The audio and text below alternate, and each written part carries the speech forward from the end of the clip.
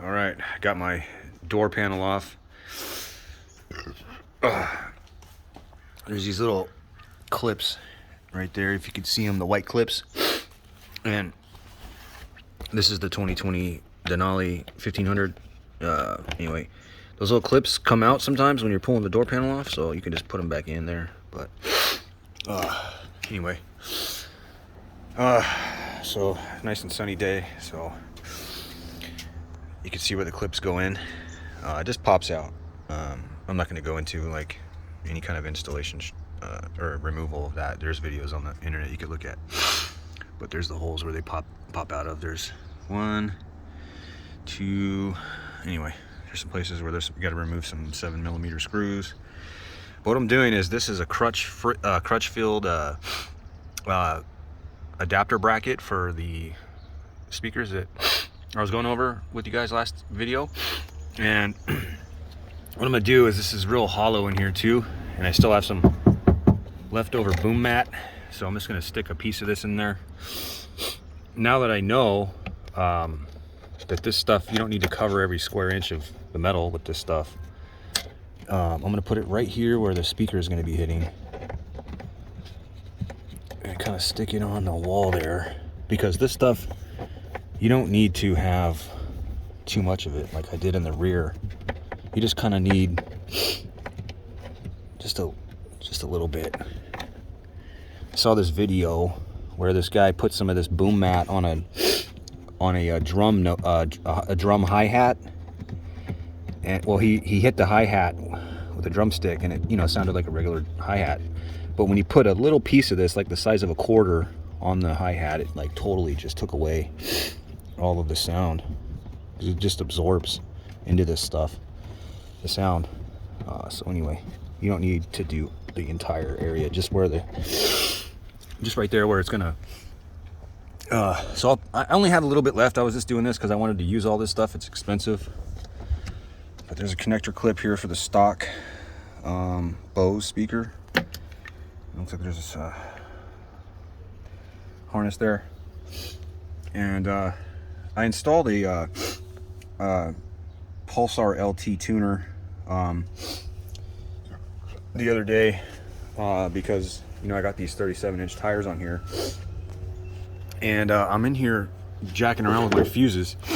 What I figured out, well, I haven't figured out the solution to the issue, but when I installed the LT, when I installed the Pulsar LT, and because I re-geared my truck, I think I had 3 2.3s, 323s, and then I took it to they give you this little Velcro. You could Velcro it on your airbox here. But anyway, it's kind of like a loop back system where the harness plugs into your existing harness, and then they got it tease out into this chip here. And what you could use this for is you could adjust your you could tell the computer like what size tires you have, and you could set the gear ratio for the new gears, which I did. And the truck is a lot better as far as responsiveness. It's not so sluggish. Let's see if I can do this with one hand, like it used to be. And here, let me set the phone down. It's not as sluggish as it used to be, because with those big tires, it was struggling to get up into acceleration. And I could tell my gas mileage was suffering quite a bit.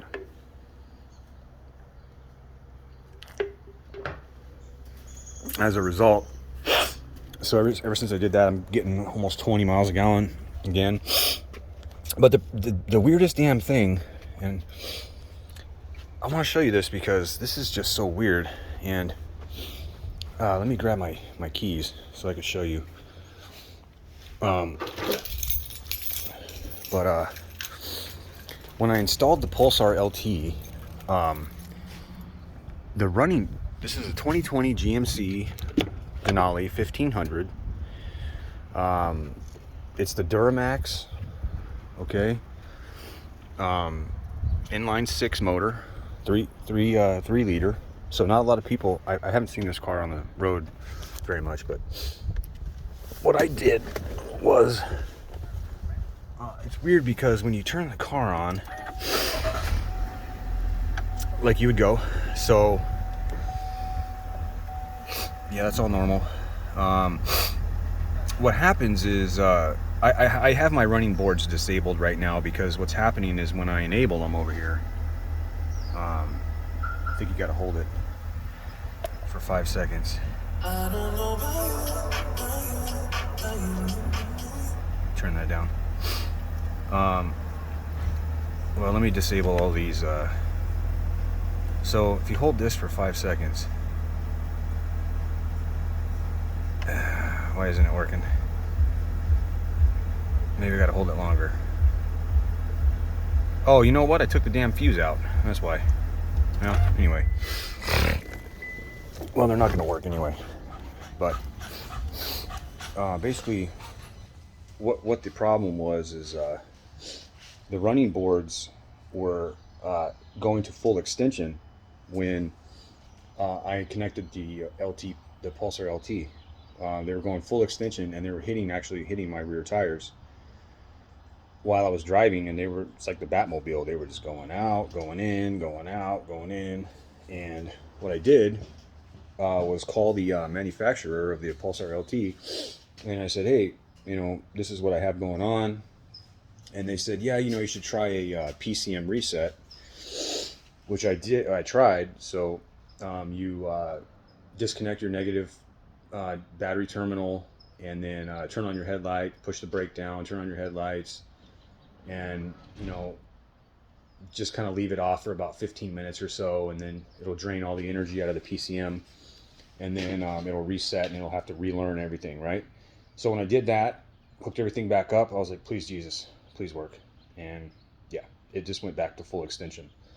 So there's got to be some kind of conflict with the Pulsar LT Pro and the way that the retractable running boards work with the Denali Ultimate, because I can't put them in that halfway point where you just want them to be when you're stepping down.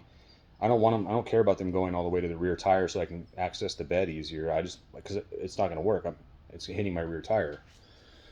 So now what I'm doing is I pulled the fuse, and it's actually fuse. Let me tell you, because this will help you guys out, because it took me a while to find this. It's fuse number, here, you can, right here. I just got the fuse in there. I'm trying to leave that out for 15 minutes or so. Fuse 76, which is going to be this guy right here. That's fuse 76, and that's for, as you can see, you can't really see it, but it'll say, let me see if I could zoom in on that. It says electric, you can't even see it, but anyway, it's electric running boards. So I'm pulling the fuse and seeing if that maybe works. Maybe reset the brain of it or something, and it'll go back to doing both settings. But if not, I'll call back Pulsar LT, and I'll just explain to them like, hey, yeah, that didn't work, and then maybe they could do a software update. So I suspect I'm kind of the guinea pig, because the truck is so new and not very many people have this truck yet. So anyway, back to what I was doing over here, getting sidetracked. So I got my my kits here, and what these are supposed to do is kind of plug in here and be an adapter. Oh yeah, they work nicely. Oh yeah, so these are from Crutchfield. Oh, and they snap right in. Yeah, that's beautiful. Oh, that's beautiful. Yeah, this is cool. And then that'll just go right on the back of my right on the back of my new speakers, right? Oh yeah, there they are. Just clip right in. Love Crutchfield. I just called Crutchfield about an issue I was having with the disassembling this door, and they were like, man, just really excellent customer support. So anyway, that's it. That's all for now, guys. I just wanted to tell you that I was having when I installed the tuner, because if you have this model truck, the 2020 Denali, you get a and you change your tires, and you you will have to regear your truck. Don't be surprised when they tell you, oh yeah, we don't have the gears for your front end, for your front, but we have them for the rear diff, because that's what they told me. So I got the rear done, and you can't go into four-wheel drive, otherwise you're going to ruin your whole damn transmission. So I'm waiting for them to get the front gears so I could regear that. Yeah, there's a break-in period too for the rear gears. You might want to consider that, because I got mine done about an hour drive away from my house, and the guy told me after the install, he's like, hey, you don't go above 50 miles an hour, and don't drive for longer than 30 minutes without letting your gears cool down, because I didn't get my gears polished. So I might recommend just taking the extra time to have them polished, so that you don't have to go through that break-in period like I'm doing right now. But it's cool because I'm buying a aftermarket rear diff cover with like the heat sink on it. So, and I got some severe gear from Amsoil that I'm going to use. So it is what it is. But yeah, when I re-geared it, I popped an engine check light, and he said the only way to get rid of that is to get a tuner, which I did. And now the tuner is messing with my running boards. So it's just been problem after problem with this, doing all these modifications on my truck. And my wife's been chewing me out, like, I don't understand why you spend, 15 grand on this truck and just ruin it when, it was beautiful the way it was, and now it doesn't even work, and you're having all these problems. Women don't understand what makes men tick. But it is interesting going through these troubleshooting steps and kind of being the guinea pig.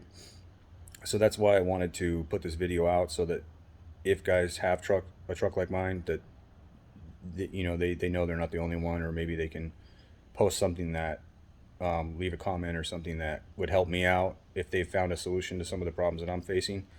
That'd be great. All right, guys. Thank you. Bye.